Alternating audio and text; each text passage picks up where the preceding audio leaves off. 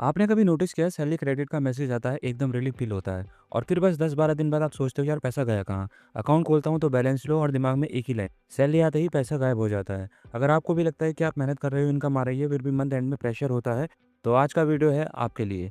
आज हम बिल्कुल बिगनर फ्रेंडली तरीके से समझेंगे 7 पार्ट में। पहला पार्ट, सैलरी डिसअपियर क्यों लगती है, इसमें छिपे हिडन एक्सपेंसेस और लाइफस्टाइल इन्फ्लेशन का सच। सेकंड पार्ट, बजटिंग एक्चुअली होती क्या है, इसके मिथ इसके रियलिटी। थर्ड पार्ट, 50-30-20 रूल को डीप में एग्जाम्पल के साथ समझेंगे। फोर्थ पार्ट, इंडियंस के common budgeting mistakes. Fifth part, practical monthly budget का step by step method. Sixth part, psychology of money, इसमें समझेंगे कि लोग बजट फॉलो क्यों नहीं कर पाते। सेवन्थ पार्ट और सबसे important part, long term budget follow कैसे करें। आपको इस वीडियो में सिर्फ ज्ञान नहीं मिलेगा, इस वीडियो के एंड तक आपके पास एक क्लियर सिस्टम होगा जो आप आज से इंप्लीमेंट कर सकते हो। तो चलते हैं पहले पार्ट की तरफ। पहला पार्ट है why salary feels like it disappears. सबसे पहले एक सिंपल ट्रूथ जान लो, सैलरी गायब नहीं होती, सैलरी लीक होती है। मतलब पैसे का फ्लो होता है, पैसा आता है पैसा जाता है और बीच बीच में छोटे छोटे होल्स बन जाते हैं।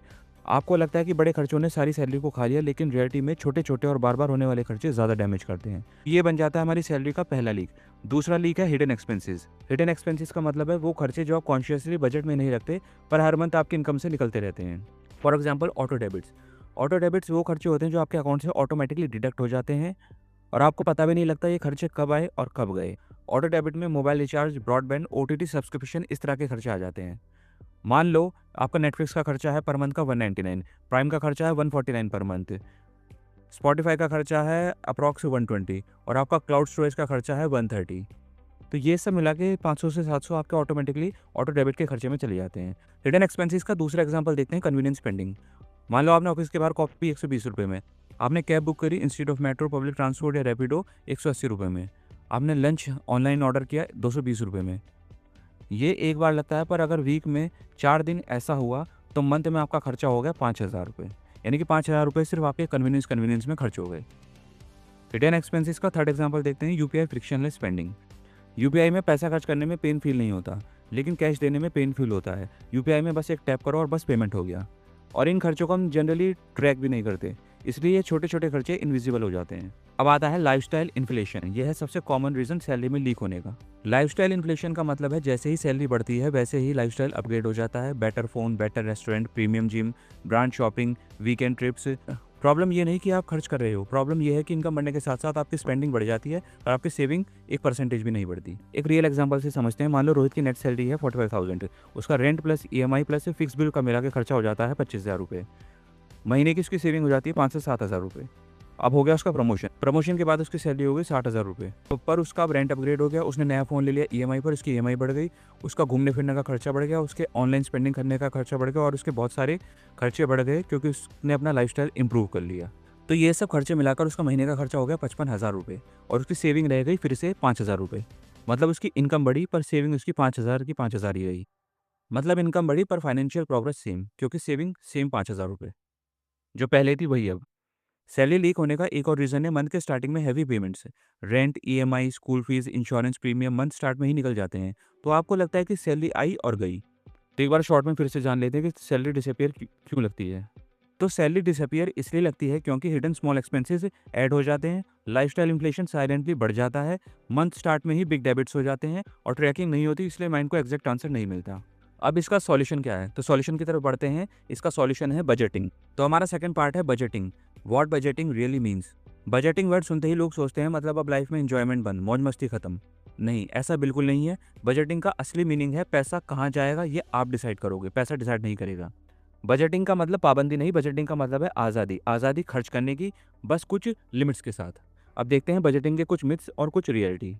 मिथ नंबर 1, लोग सोचते हैं कि बजटिंग सिर्फ गरीब लोगों के लिए है, पर रियलिटी ये है जितनी ज़्यादा इनकम उतनी ज़्यादा लीकेज पॉसिबल। हायर इनकम में परचेजेस बड़े होते हैं, सब्सक्रिप्शन प्रीमियम होता है, लाइफस्टाइल फास्ट अपग्रेड होता है, इसलिए बजटिंग सबको करनी चाहिए, बजटिंग सबके लिए सेम काम करेगी। मिथ नंबर 2, लोग सोचते हैं कि बजट बनाने का मतलब हर पैसा काउंट करना, पर रियलिटी में बिगनर के लिए बजटिंग का गोल परफेक्शन नहीं क्लैरिटी है। बिगनर के लिए 4 से 6 कैटेगरी इनफ होती हैं। मिथ नंबर 3, बजटिंग कॉम्प्लेक्स है, इसके लिए एक्सेल चाहिए। पर रियलिटी ये है कि अगर आपको बजटिंग करनी है तो आप एक सिंपल कॉपी में कर सकते हो। आजकल बहुत सारे ऐसे ऐप्स आ गए हैं, आप ऐप्स का यूज़ करके बजटिंग कर सकते हो। और अगर आपको एक्सेल आता है तो आप एक्सेल का भी यूज़ कर सकते हो। इंपॉर्टेंट सिस्टम है, टूल नहीं। मिथ नंबर 4, लोग सोचते हैं कि बजटिंग करूँगा तो स्ट्रेस बढ़ेगा, पर रियलिटी में बजटिंग स्ट्रेस कम करती है, क्योंकि आपको पता होता है कि रेंट सेट है, सेविंग सेट है, स्पेंडिंग लिमिट सेट है। आलतू-फालतू के खर्चे कम होंगे, यानी कि अनसर्टेनिटी कम होती है। सो बजटिंग का वन लाइन मीनिंग है, a plan for your money before the month starts. Budgeting करने के लिए अब एक प्रूवन फ्रेमवर्क पे आते हैं, 50-30-20 रूल। तो फिर चलते हैं थर्ड पार्ट की तरफ, जिसमें मिलेगी हमें 50-30-20 रूल की complete explanation. 50-30-20 rule beginner friendly इसलिए है क्योंकि ये आपको स्पेंडिंग का सिंपल स्ट्रक्चर देता है। इस रूल के 3 पार्ट हैं। तो पहला पार्ट है नीड्स। नीड्स में हम सैलरी का 50% यूज़ करते हैं। नीड्स मतलब बेसिक ज़रूरत है, जो आपको सर्वाइव और बेसिक काम करने के लिए चाहिए। एग्जाम्पल, रेंट का खर्चा, पीजी, होम लोन की ईएमआई, ग्रॉसरीज, मिल्क, वेजिटेबल्स का खर्चा, इलेक्ट्रिसिटी, वाटर, गैस का खर्चा, बेसिक मोबाइल इंटरनेट का खर्चा, ऑफिस जाने के लिए ट्रांसपोर्ट का खर्चा, ज़रूरी दवाइयों का खर्चा और मिनिमम नेसेसरी इंश्योरेंस प्रीमियम का खर्चा। अब इस रूल का सेकंड पार्ट है वांट्स, यानी कि आपकी ख्वाहिशें या इच्छाएं। इसमें हम सैलरी का 30% यूज़ करते हैं। वांट्स मतलब लाइफस्टाइल और इन्जॉयमेंट, मतलब ऐसे खर्चे जो आपकी नीड्स नहीं है, पर इन्हें खर्चे में आपको खुशी मिलती है। फॉर एग्जाम्पल, बाहर खाना खाना, ईटिंग आउट करना, कैफ़े में पैसे खर्च करना, स्विगी जोमेटो से ऑनलाइन फूड ऑर्डर करना, उन चीज़ों की शॉपिंग करना जो आपकी ज़रूरत की नहीं है। एक से ज़्यादा ओटीटी का सब्सक्रिप्शन, अपने गैजेट, अपने एसेसरीज़ को अपग्रेड करना, ट्रैवल करना, ट्रिप्स पे जाना, मूवी, एक्सपेंसिव जिम की मेंबरशिप लेना, ये सब हॉबीज़ हैं, आपकी ज़रूरतें नहीं। अब आता है रूल का थर्ड पार्ट, सेविंग और इन्वेस्टमेंट। इसमें आती है फ्यूचर सिक्योरिटी, जैसे कि emergency fund, SIP, mutual fund, term insurance, health insurance. इसमें लॉन्ग टर्म गोल भी आते हैं, जैसे कि डाउन पेमेंट करना किसी चीज़ की, या फिर फ्यूचर में होने वाली हायर स्टडीज़ या होम परचेज के लिए पैसा यूज़ करना। अब 50-30-20 रूल को एक सिंपल से एग्जांपल से समझते हैं। मान लो किसी की नेट सैलरी 50,000 रुपये है, तो उसकी नीड्स हो गए 50%, यानी कि 25,000, उसके वांट्स हो गए 30%, यानी कि 15,000, उसकी सेविंग हो गई 20%, यानी कि 10,000। अब इसको ब्रेक डाउन करते हैं। नीड्स का खर्चा हुआ था 25,000 रुपये, यानी कि 12,000 हमारा रेंट में या पीजी में खर्च हो गया, 6,000 हमारा ग्रोसरी में खर्च हो गया, फिर हमारे इलेक्ट्रिसिटी, मोबाइल या वाईफाई का जो बिल होते हैं उनका खर्चा 2,500 हो गया, ट्रांसपोर्ट का खर्चा 3,000 रुपये हो गया, और जो हमारे मिसलेनियस एसेंशियल्स हैं उनका खर्चा 1,500 रुपये हो गया। वांट्स था हमारा 30%, यानी कि 15,000 रुपये। तो इसमें हमारा ईटिंग आउट का खर्चा हो गया 5,000 रुपये, हमारी शॉपिंग हो गई 4,000 रुपये की, हमारा ओटीटी प्लस एंटरटेनमेंट 1,000 रुपये हो गया, हमारा वीकेंड की आउटिंग हो गई 3,000 रुपये की, और इसमें मिसलेनियस से खर्चे हो गए 2,000 रुपये के। अब आते हैं सेविंग पे। सेविंग है हमारी 20%, यानी कि 10,000 रुपये। इसमें इमरजेंसी फंड हो गया 4,000 रुपये, हमारी एसआईपी हो गई 5,000 रुपये की, हमारा हेल्थ इंश्योरेंस का टॉपअप हो गया 1,000 रुपये का। अब ये 50-30-20 रूल एकदम रिजिड रूल नहीं है, आप इसे एडजस्ट भी कर सकते हो। मान लो 50-30-20 में आप 30 को थोड़ा 28 कर दो, सेविंग को 22 कर दो, मतलब हिसाब से थोड़ा बहुत आगे पीछे कर सकते हैं। इंपॉर्टेंट पॉइंट ये है कि नीड्स को जस्टिफाई करके वांट्स को नीड मत बनाओ, मतलब अपनी ख्वाहिशों को, अपनी इच्छाओं को अपनी नीड्स का नाम मत दो। फॉर एग्जाम्पल, मैं बहुत ज़्यादा थका हुआ हूँ, मुझे पर्सनल कैब में जाना है। कभी कभी तो ऐसा ठीक है, पर डेली ऐसा करोगे तो ये एक लाइफस्टाइल चॉइस बन जाती है। अगर आप किसी की सैलरी कम है तो उसकी स्ट्रैटेजी ये होनी चाहिए कि उसे 5-10% सेविंग से स्टार्ट करना चाहिए, लेकिन उसे एक इमरजेंसी फंड सबसे पहले बनाना चाहिए। इनकम बढ़ते ही सेविंग परसेंटेज इंक्रीज करो। रूल का पर्पस गलत नहीं, डायरेक्शन है। अब जान लेते हैं कि इंडियंस बजटिंग में कहाँ गलती करते हैं। तो चलते हैं अगले पार्ट की तरफ। चौथा पार्ट है कॉमन बजटिंग मिस्टेक्स। पहली मिस्टेक, लोग सोचते हैं कि एसआईपी हो गया तो अब सब सेट है। एसआईपी सिर्फ सेविंग का एक पार्ट है। अगर आप अपनी इच्छा या अपनी ख्वाहिशें, अपने वांट्स को अनकंट्रोल रखोगे तो कभी ना कभी एसआईपी बंद करना पड़ेगा। बजट एक कंप्लीट सिस्टम है। दूसरी मिस्टेक, इंडिया में इरेगुलर एक्सपेंसेस को इग्नोर करना। इंडिया में इरेगुलर एक्सपेंसेस कॉमन है, जैसे कि फेस्टिवल्स आ गए, दिवाली शॉपिंग में 8 से 20,000 का खर्चा हो गया, गिफ्ट्स का और वेडिंग्स का खर्चा 2,000 से 10,000 हो गया, फ़ोन रिपेयर का खर्चा 2,500 का हो गया, बाइक सर्विस 1,500 से 3,000 का खर्चा हो गया, और मेडिकल यानी कि दवाइयों में 1,000 से 5,000 का खर्चा हो गया। अगर आप इनको प्लान नहीं करते तो महीने का बजट या तो बिगड़ जाता है, टूट जाता है। तीसरी मिस्टेक, क्रेडिट कार्ड का minimum due mindset. Minimum due एक ट्रैप है, इंटरेस्ट हाई होता है और आपका next month budget already damage हो जाता है। बजट तभी काम करेगा जब क्रेडिट कार्ड एक्सपेंसेस को आप एक रियल कैश समझकर काम करो। चौथी मिस्टेक, नीड्स और वांट्स को कंफ्यूज करना, मतलब ज़रूरतों और इच्छाओं को एक समझना। For example, branded shoes need नहीं, कंफर्टेबल शूज़ नीड है। डेली ऑनलाइन फूड ऑर्डर करना नीड नहीं, ये कन्वीनियंस है, यानी कि एक वांट है। पांचवी मिस्टेक, बहुत ज़्यादा स्ट्रिक्ट टारगेट बना लेना। अगर आप बोल दोगे इस महीने 0 ईटिंग आउट, तो 10 दिन बाद बिंज स्पेंडिंग हो सकती है। बजट सस्टेनेबल होना चाहिए। अब आते हैं प्रैक्टिकल मेथड पे, स्टेप बाय स्टेप, कि हमें बजट क्रिएट कैसे करना है। तो ये है हमारा पांचवा पार्ट कि हमें एक प्रैक्टिकल मंथली बजट कैसे क्रिएट करना है। मैं आपको एक ऐसा मेथड दूंगा जो बिगनर्स के लिए वर्केबल है और 30 मिनट में सेट हो सकता है। स्टेप 1, नेट सैलरी क्लियरली लिखो। इन हैंड सैलरी जो बैंक में आती है सेम नंबर यूज़ करो। फॉर एग्जांपल 60,000 रुपये आपकी नेट सैलरी है या इन हैंड सैलरी है, वो लिखो। स्टेप 2, तो अपने फिक्स्ड खर्चों की एक लिस्ट बनाओ जो हर मंथली मोस्टली सेम होते हैं। फॉर एग्जांपल रेंट का 18,000 रुपये हो गया, ईएमआई का 6,000 रुपये हो गया, इलेक्ट्रिसिटी 1500 की हो गई, वाईफाई प्लस मोबाइल 1200 का खर्चा हो गया, पेरेंट सपोर्ट 5,000 का खर्चा। तो ये टोटल मिलाकर फिक्स्ड आपका जो खर्चा हो गया ये हो गया 31,700। फिर आते हैं स्टेप 3 पे। स्टेप 3, लास्ट 2 मंथ का रियलिटी चेक, यानी बैंक स्टेटमेंट और यूपीआई हिस्ट्री खोल कर देखो कहाँ कहाँ फूड डिलीवरी पे खर्चा हुआ, शॉपिंग पे खर्चा हुआ, कैब्स पे खर्चा हुआ, सब्सक्रिप्शन पे खर्चा हुआ। आपको एजम्पशन नहीं करनी है, आपको बैंक स्टेटमेंट और यूपीआई हिस्ट्री से डाटा निकालना है कि कहाँ कितना खर्चा हुआ। स्टेप 4, कैटेगरी सिंपल रखो, यानी कि 4 बकेट बनाओ। पहली बकेट में जो फिक्स्ड आपके खर्चे हैं जैसे रेंट, ईएमआई, बिल, ये सब देखो। सेकंड में वेरिएबल एसेंशियल जैसे कि ग्रोसरीज, ट्रांसपोर्ट, ये सब खर्चे देखो। थर्ड्स में जो आपके वॉन्ट्स हैं, फन, शॉपिंग, ईटिंग आउट, ये सब खर्चे देखो। चौथे में आपके गोल्स क्या हैं जैसे कि सेविंग, इमरजेंसी फंड, इन्वेस्टिंग, ये सब देखो। स्टेप 5, पे योरसेल्फ ऑटोमेशन, ये सबसे पावरफुल स्टेप है। सैलरी आते ही सेम डे गोल्स बकेट में पैसा ट्रांसफर कर दो। फॉर एग्जांपल आपकी सैलरी 60,000 रुपये इन हैंड है और आपका इमरजेंसी फंड का खर्चा है 5,000 रुपये, आपके एसआईपी का खर्चा है 7,000 रुपये, तो आपके टोटल गोल्स का खर्चा हो गया 12,000 रुपये। तो ये 12,000 तुरंत आप अपनी गोल्स बकेट में ट्रांसफर कर दो। अब बच जाएगा आपका 48,000 रुपये। इससे क्या होगा, इससे आपका फ्यूचर एक तरह से सिक्योर हो जाता है। फिर बाद में बचे हुए पैसे से आप देखते हो कि कहाँ कहाँ हमें खर्च करना है, स्पेंड करना है। स्टेप 6, इरेगुलर एक्सपेंसेस के लिए सिंकिंग फंड्स। सिंकिंग फंड का मतलब बड़े खर्चे को मंथली स्मॉल अमाउंट में डिवाइड करना। फॉर एग्जांपल हमारा दिवाली शॉपिंग बजट है 12,000 का, तो हम इसे कंसीडर करते हैं कि 12,000 का ईयरली खर्चा हो गया। तो इसके लिए हम क्या करेंगे, हम 1,000 रुपये पर मंथ इसके लिए निकाल कर चलेंगे। उसी तरह हेड एक्सपेंसेस मान लो 6,000 का साल का खर्चा हो गया, तो हम 500 रुपये पर मंथ उसके लिए निकाल के चलेंगे। उसी तरह से रिपेयर मेंटेनेंस हमारा 12,000 का खर्चा हो गया साल का, तो हम 1,000 रुपये इसके लिए निकाल के चलेंगे। तो टोटल सिंकिंग फंड हो गए हमारे 2,500 पर मंथ। तो इस फंड को भी गोल्स बकेट में ट्रीट करो। तो एक बार फिर से हम शॉर्ट में देख लेते हैं। हमारी इन हैंड सैलरी होगी 60,000 रुपये। इसमें से सबसे पहले हम गोल्स का पैसा निकाल देते हैं, जैसे कि एसआईपी का 7,000 रुपये, इमरजेंसी फंड का 5,000 रुपये, सिंकिंग फंड का 2,500 रुपये। तो टोटल गोल्स हो गए हमारे 14,500 के। रिमेनिंग बच गए हमारे पास 45,500 और हमने फिक्स्ड खर्चे निकाले थे 31,700 के। तो रिमेनिंग बच गया हमारे पास 13,800। फिर हमारा वेरिएबल एसेंशियल्स आ गया, ग्रॉसरीज 6,500 की, ट्रांसपोर्ट 2,500 का, टोटल 9,000 का खर्चा हो गया। रिमेनिंग बच गया। अब आपके पास बचे हैं 4800 रुपये। 4800 रुपये आप अपने वॉन्ट्स पे खर्च करो, चाहे आप ईटिंग आउट करो, चाहे शॉपिंग जब पे जाओ, चाहे एंटरटेनमेंट करो, जो चाहे, बट इसी कैप के अंदर आपको पैसे खर्च करने हैं।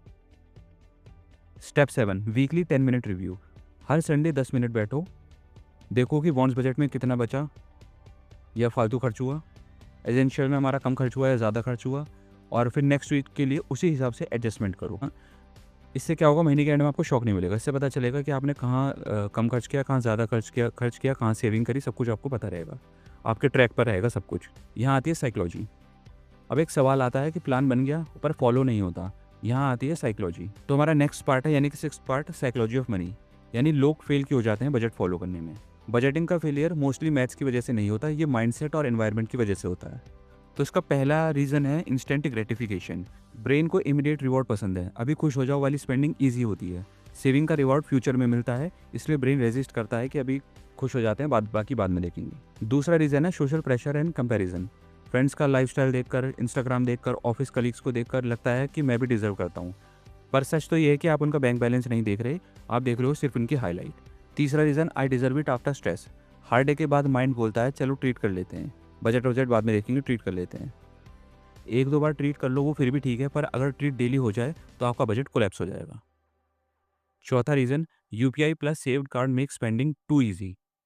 जितना ईजी पेमेंट उतना लो फ्रिक्शन, उतना ज़्यादा स्पेंडिंग। इससे क्या होता है, इससे आपकी विल पावर लिमिटेड हो जाती है। इसलिए आपका सिस्टम स्ट्रांग होना चाहिए कि आप अपने बजट को फॉलो करो। पांचवा रीज़न, आइडेंटिटी प्रॉब्लम। अगर आप अपने आप को बोलते हो कि मैं तो पैसा संभाल नहीं पाता, तो आप जाने अनजाने वही प्रूव करते हो। बजट तभी स्टिक होता है जब आप आइडेंटिटी शिफ्ट करते हो, यानी कि जब आप कहते हो कि I am a person who plans money. अब आते हैं फाइनल पार्ट में या 7th पार्ट में, लॉन्ग टर्म में बजट को कैसे फॉलो करें, how to actually stick to a budget long term. इसका हम प्रैक्टिकल सिस्टम प्लस कंक्लूजन दोनों देखेंगे। बजट लॉन्ग टर्म फॉलो करने का सीक्रेट है मोटिवेशन नहीं, ऑटोमेशन और रूल्स। रूल 1, 3 अकाउंट सिस्टम, जो कि बहुत ही सिंपल और पावरफुल है। इसमें क्या करना है, इसमें आपको 3 अकाउंट लेने हैं, account A, account B, account C. Account A आपको यूज़ करना है सैलरी और फिक्स पेमेंट के लिए, जैसे कि rent, EMI, bill, auto debit, इस तरह के लिए। अकाउंट बी आपको यूज़ करना है स्पेंडिंग अकाउंट के लिए, जैसे कि wants plus daily UPI. Account C आपको यूज़ करना है अपने गोल्स अकाउंट के लिए, जैसे कि SIP, emergency, sinking funds. Salary आते ही गोल्स अकाउंट में ट्रांसफर फर्स्ट। अब ये सब करना कैसे है, सैलरी आते ही सबसे पहले गोल्स अकाउंट में पैसा ट्रांसफ़र कर दो। उसके बाद स्पेंडिंग अकाउंट में मंथली फिक्स्ड अमाउंट ट्रांसफ़र कर दो। इससे क्या होगा, इससे अब आप स्पेंडिंग अकाउंट के अंदर गिल्ट फ्री स्पेंड कर सकते हो क्योंकि सेविंग ऑलरेडी प्रोटेक्टेड है।